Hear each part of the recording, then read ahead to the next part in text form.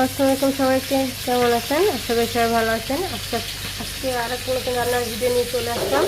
আজকে রান্না করব দেশি হাঁস। আজকে রান্না করব দেশি রাজা হাঁস।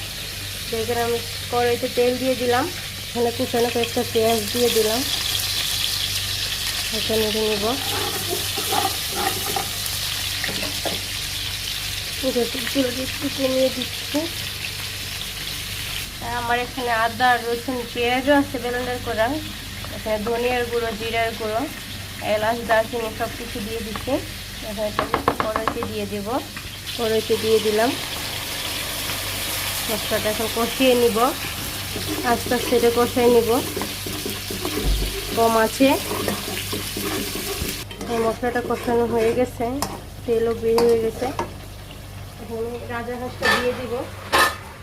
রাজা হাঁসের মাংস রাজা হাঁসটা দিয়ে দিলাম, সুন্দরভাবে কষিয়ে নেব।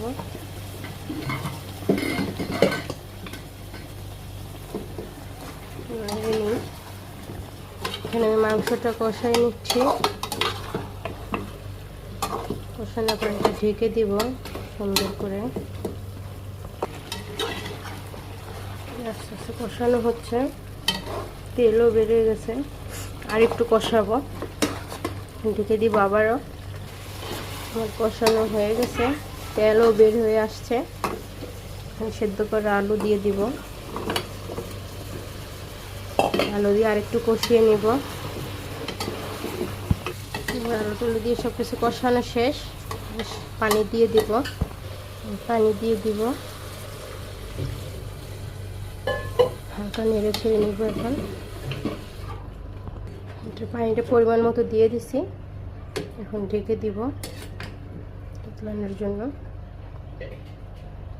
আস্তে করে।